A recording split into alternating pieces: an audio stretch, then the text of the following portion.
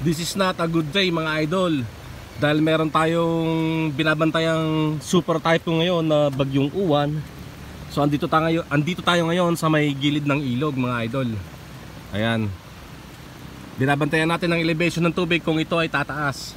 So ayun po ang tulay, at may nakita rin po tayong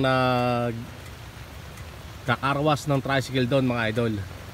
Ang sitwasyon po natin ngayon ay signal number 3 dito sa Nueva Ecija. So pinag-iingat po ang lahat mga idol dahil napakalakas po ng super typhoon na Uwan, at marami rin po siyang ibubuhos na tubig ulan mga idol. Kaya yung mga kababayan natin na kinakailangan lumikas ay lumikas na po mga idol. Sa ngayon po ay patuloy ang pagbugso ng ulan. Ayan po, nakikita po natin umuulan. At ang ating ilog ngayon na Pampanga River mga idol ay asa normal level pa. So ibig sabihin hindi pa nagpapakawala ang Pantabangan Dam, dahil ang tubig na itong Pampanga River ay nagmumula po ito sa Pantabangan Dam. At pag dinagdagan pa ng buhos ng ulan mga idol ay baka lalong lumalim o tumaas ang level ng tubig. Ayan po, ito po ang sitwasyon ngayon dito sa aming bayan, sa lalawigan ng Nueva Ecija mga idol, bayan ng Rizal. Ayan po, nakikita po natin. Mag-ingat po ang lahat at sabayan po natin ng dasal at panalangin dahil sa napakalakas na bagyong si Uwan. So ayan po, Maambon. Andun po ang bundok ng Sierra Madre mga idol. Sana banggain ng Sierra Madre ang bagyong Uwan mga idol. So ayan po, nakita po natin ang sitwasyon ng ating lugar dito sa aming lalawigan ng Nueva Ecija. Ayan po ang ilog, at okay pa naman siya, hindi pa naman siya tumataas ang kanyang level mga idol.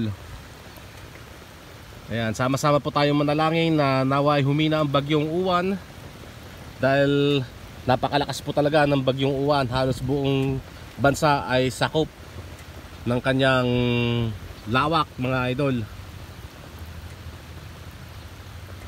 So ito po ang sitwasyon ngayon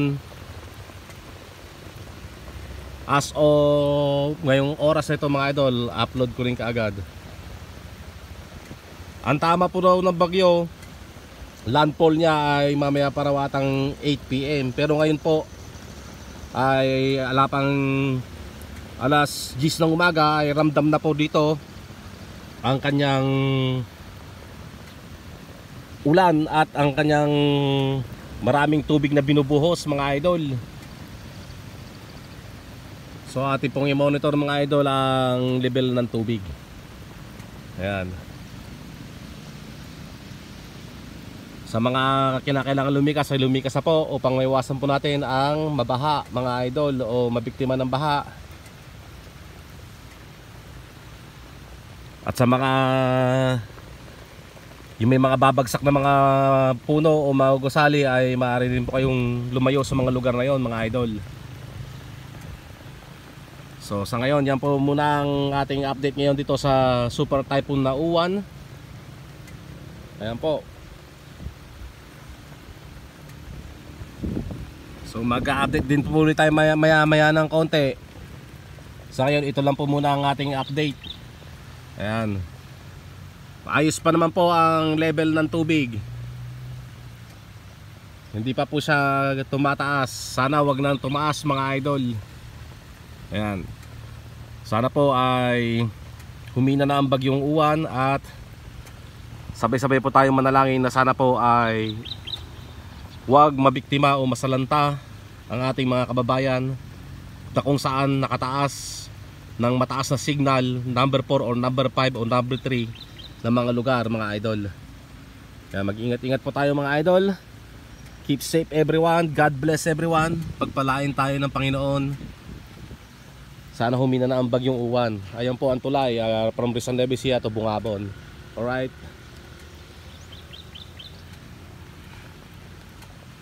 Ayan, mag-ingat po tayong lahat. Keep safe everyone. God bless everyone. Mag-ingat po tayo sa bagyong Uwan na sadyang napakalakas po. Mamaya na po ulit ako mag-update mga idol sa elevation ng ating ilog na Pampanga River. God bless everyone.